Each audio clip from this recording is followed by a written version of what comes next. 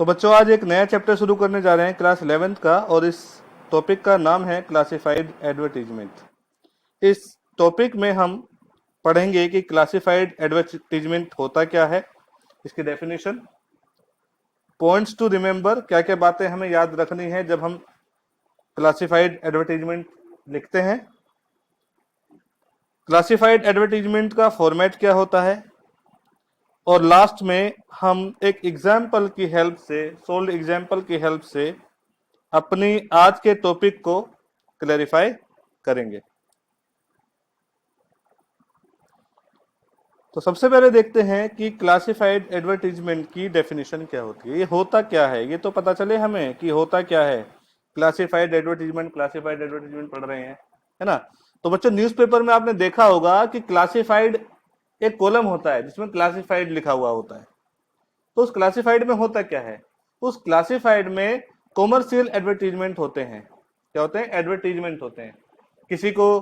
किसी कोई फर्म है, उसने नौकरियां निकाली है तो वहां पर एडवर्टीजमेंट होता है ना।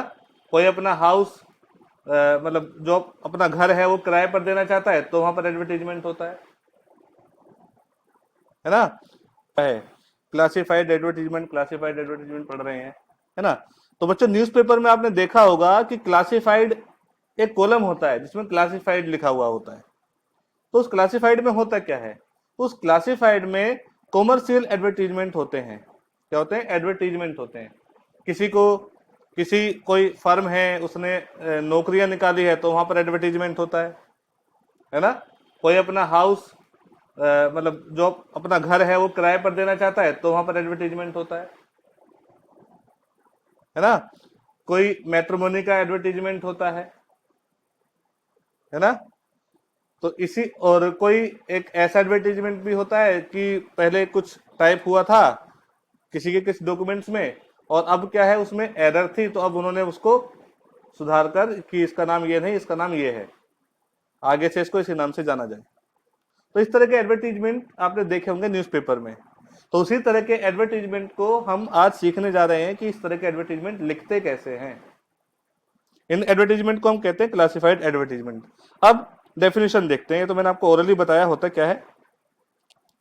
A classified advertisement is a type of short notice that is usually published in a newspaper.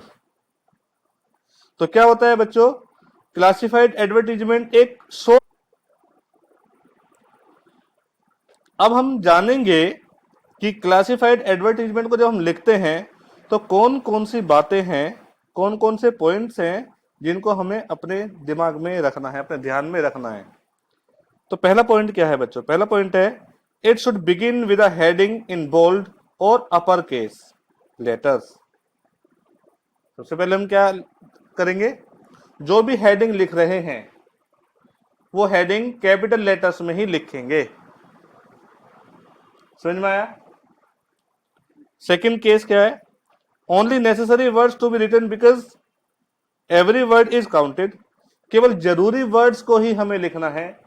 जब भी हम क्लासिफाइड एडवर्टीजमेंट लिखेंगे जरूरी वर्ड्स को ही लिखना है, क्योंकि एक एक वर्ड काउंट होता है। मैंने बताया ना आपको कि एक एक वर्ड के पैसे देने होते हैं, तो एक एक वर्ड काउंट होता है, इसलिए हमें जरूरी बातें ही लिखनी होती हैं। तीसरी बात क्या है, it should be point two point in brief. हमें केवल जो नेसेसरी इंफॉर्मेशन है वही इसमें लिखनी है और कुछ नहीं लिखना होता, पॉइंट टू पॉइंट लिखना होता है, वो भी ब्रीफ में, शॉर्ट में। Next, contact details should be included. Last में हमें क्या लिखनी होती है? कॉन्टेक्ट डिटेल लिखनी होती है, नाम या फिर फोन नंबर या फिर एड्रेस। जिस तरह से जो हेडिंग है वो जरूरी होती है क्लासिफाइड एडवर्टीजमेंट के लिए, उसी तरह से सबसे लास्ट में कॉन्टेक्ट डिटेल लिखना भी जरूरी होता है। और एक बात और हमें याद ध्यान में रखनी है, वो ये है कि हम जब भी क्लासिफाइड एडवर्टीजमेंट को लिखेंगे तो इसको हमेशा बॉक्स के अंदर लिखेंगे। इस तरह से बॉक्स के अंदर हम लिखते हैं किसको। अब हम ये देखते हैं कि जो क्लासिफाइड एडवर्टीजमेंट है वो कितने टाइप के होते हैं। किस किस, ये एग्जांपल मैं आपको दिखा रहा हूं कि इस तरह से क्लासिफाइड एडवर्टीजमेंट आपको आ सकते हैं एग्जाम में लिखने के लिए। पहला है रिक्वायर्ड या फिर वांटेड। तो अब ये हम कब, ये हेडिंग होती है अगर this advertisement is written when by an employer who is looking for the services of a person in his firm. अगर कोई ऑफिस है और जो ऑफिस का बॉस है, ओनर है, वो अपने ऑफिस में कुछ एम्प्लॉयज को रखना चाहता है, हायर करना चाहता है, तो इस तरह का एडवर्टीजमेंट वो न्यूज़पेपर में देंगे। और इसकी हेडिंग क्या होगी, रिक्वायर्ड या फिर वांटेड। तो ये हम कब यूज करते हैं, जब कोई एम्प्लॉयर एम्प्लॉयज को हायर करने के लिए न्यूज़पेपर में एडवर्टीजमेंट देता है। नेक्स्ट है हमारा फॉर सेल। न्यूज़पेपर में आता है, फॉर सेल का भी आता है ना। तो ये कब आता है, नाम से ही पता चल रहा है। तो ये हेडिंग कब यूज करते हैं हम, this advertisement is written to sell property, assets, office, goods etc. जब भी कोई चीज बेचनी होगी तो हम ये वाला नोटिस लिखेंगे। क्लियर। नेक्स्ट है टू लेट। टू लेट वाला नोटिस हम जब लिखते हैं जब हमें अपना मकान या कोई कमरा किराए पर देना होता है। जैसे कि आप यहां पर देख रहे हो, ये है ना to let, for rent. Next है मैट्रिमोनियल। मैट्रिमोनियल क्या होता है, this advertisement is written when one looks for a male और फीमेल फॉर मैरिज। शादी के लिए ब्राइड को या ब्राइड ग्रूम को सर्च करने के लिए, ढूंढने के लिए जो नोटिस लिखे जाते हैं वो क्या होते हैं हमारे, वो क्लासिफाइड एडवर्टीजमेंट जो लिखे जाते हैं वो आते हैं मैट्रिमोनियल के अंतर्गत। मिसिंग के अंतर्गत वो क्लासिफाइड एडवर्टीजमेंट आते हैं जब कोई मिस हो जाता है, खो जाता है, कोई बच्चा, ठीक है, या कोई इंसान। इसके अलावा किसी के इंपोर्टेंट डॉक्यूमेंट्स अगर मिस हो गए हैं, खो गए हैं, कहीं पे छूट गए हैं, तो भी मिसिंग का हम क्लासिफाइड एडवर्टीजमेंट लिखते हैं। नेक्स्ट है कोरिजेंडम। कोरिजेंडम का मतलब होता है बच्चों, जैसे आपका कोई ऑफिशियल डॉक्यूमेंट है, उसमें आपका जो नाम है या आपके पिता का नाम या कोई भी एंट्री उसमें गलत है, स्पेलिंग मिस्टेक है, कुछ है, और बाद में आपने ऑफिशियली उसको करेक्ट करा लिया, तो आप न्यूज़पेपर में एक क्लासिफाइड एडवर्टीजमेंट देंगे कि भाई हाँ मेरा नाम पहले ये था, अब मेरा नाम ये है और मुझे आगे इसी नाम से जाना जाए। तो ये होते हैं कोरिजेंडम। तो इस तरह से required, for sale, to let, matrimonial, missing, corrigendum, ये तो एग्जांपल्स हैं इस तरह के क्लासिफाइड एडवर्टीजमेंट न्यूज़पेपर में देखने के लिए मिलते हैं, और हमें भी एग्जाम में क्वेश्चन इनमें से ही कोई आ सकता है। अब जो जरूरी बात है जानने के लिए क्लासिफाइड एडवर्टीजमेंट में, वो है बच्चों मार्किंग स्कीम। तो जो क्लासिफाइड एडवर्टीजमेंट आता है एग्जाम में वो 3 मार्क्स का आता है और इसकी वर्ड लिमिट होती है 50 वर्ड्स में आता है लिखने के लिए, और 3 मार्क्स का आता है। और 1 नंबर दिया जाता है हेडिंग का, 1 मार्क दिया जाता है कंटेंट का, जो बॉडी लिख रहे हैं आप, और एक्सप्रेशन का 1 मार्क दिया जाता है। तो इस तरह से टोटल 3 मार्क्स आते हैं क्लासिफाइड एडवर्टीजमेंट के।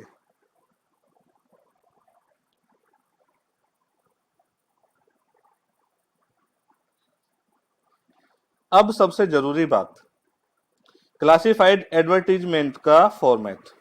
ये क्या है बच्चों, फॉर्मेट है। तो क्लासिफाइड एडवर्टीजमेंट को जब भी लिखेंगे पहली बात तो उसको हम बॉक्स के अंदर रखेंगे, जैसे ये बॉक्स के अंदर रखा हुआ है। सबसे ऊपर लिखेंगे हेडिंग या फिर टाइटल, और ये हमेशा कैपिटल लेटर्स में लिखा जाएगा। हमेशा किस में लिखा जाएगा बच्चों, कैपिटल में लिखा जाएगा बच्चों, कैपिटल लेटर्स में, यानी कि ब्लॉक लेटर्स में लिखा जाएगा हेडिंग। उसके बाद आएगी बॉडी ऑफ एडवर्टीजमेंट, यानी कि आप क्लासिफाइड एडवर्टीजमेंट क्यों दे रहे हैं, तो वो हम यहां पर लिखेंगे।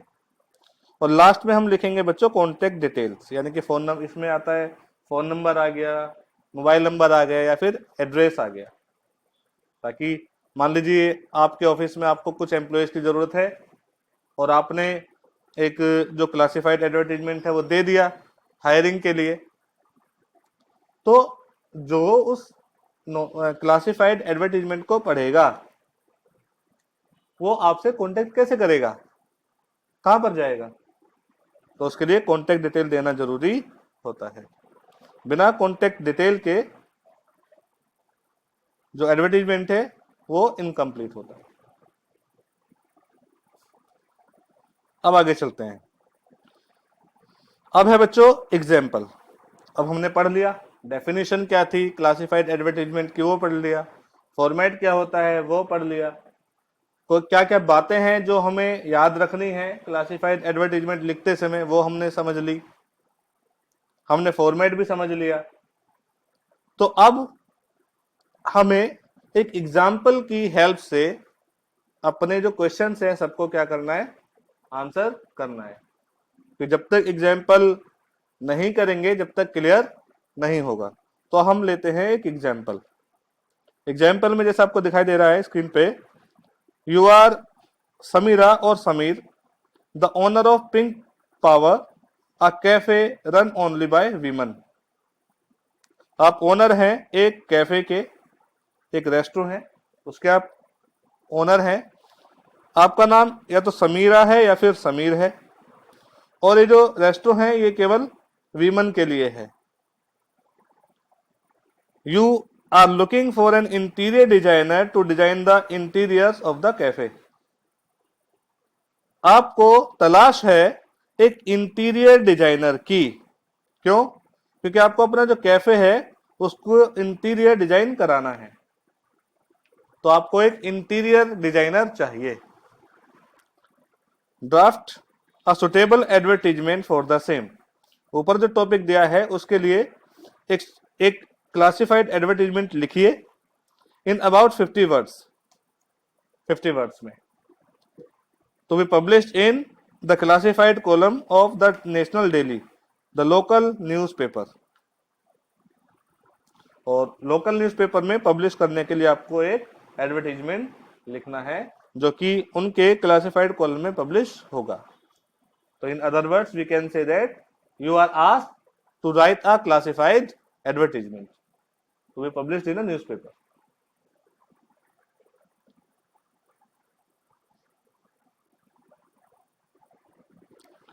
देखिए बच्चों, ये है हमारा classified advertisement solved example.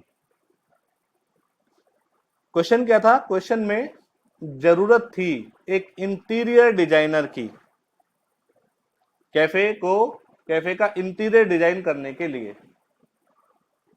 Clear? तो जरूरत थी, तो उसके लिए टॉपिक क्या आएगा, उसके लिए हेडिंग क्या आएगी, टाइटल क्या आएगा, रिक्वायर्ड। या तो आप रिक्वायर्ड लिखेंगे या फिर आप वांटेड भी लिख सकते हैं, WANTED वांटेड। लेकिन ध्यान इस बात का देना है कि चाहे रिक्वायर्ड लिखो चाहे वांटेड लिखो, लिखना कैपिटल लेटर्स में ही है। अब ये क्या है बच्चों, ये तो हमारा टाइटल आ गया, हेडिंग आ गई है ना। यहां से लेकर यहां तक ये सब क्या है, ये है बॉडी ऑफ द एडवर्टीजमेंट। तो हमने इसमें बॉडी में क्या लिखा, an interior designer for cafe interior designing to design 550 square feet area of private dining zone and work station. तो रिक्वायरमेंट है किसकी है, एक इंटीरियर डिजाइनर की। किस लिए, कहां के लिए, कैफे इंटीरियर को डिजाइन करने के लिए। अब कैफे का जो साइज है वो क्या है, 550 स्क्वायर फीट जो उसका एरिया है। और क्या डिजाइन करना है, उस कैफे में डिजाइन क्या करना है, प्राइवेट डाइनिंग जोन को डिजाइन करना है और जो वर्क स्टेशन है उनको डिजाइन करना है। तो हमने इंपॉर्टेंट बात लिख दी कि हमें क्या चाहिए, एक इंटीरियर डिजाइनर चाहिए।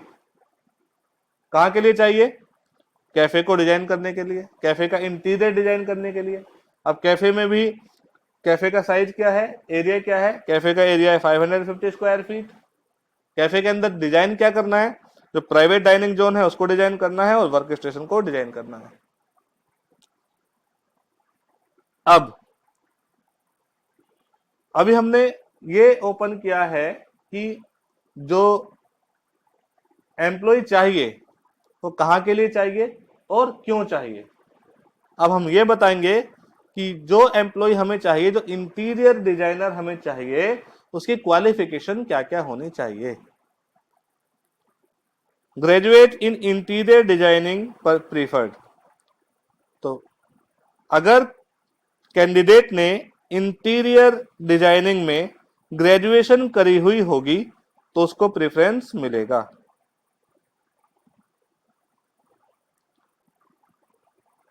Remuneration will be decided mutually. Mutually का मतलब मिलकर। तो जो रिम्यूनरेशन है वो डिसाइड करेंगे कब, जब जिसके लिए जो एम्प्लॉय हैं जिसको हायर कर रहे हैं वो इंटरव्यू देने के लिए आएंगे, तो उसी समय वो उनको उनकी सैलरी बताएंगे। अभी उन्होंने सैलरी ओपन नहीं की है। Apply with portfolio and biodata at pinkpowercafe@gmail.com।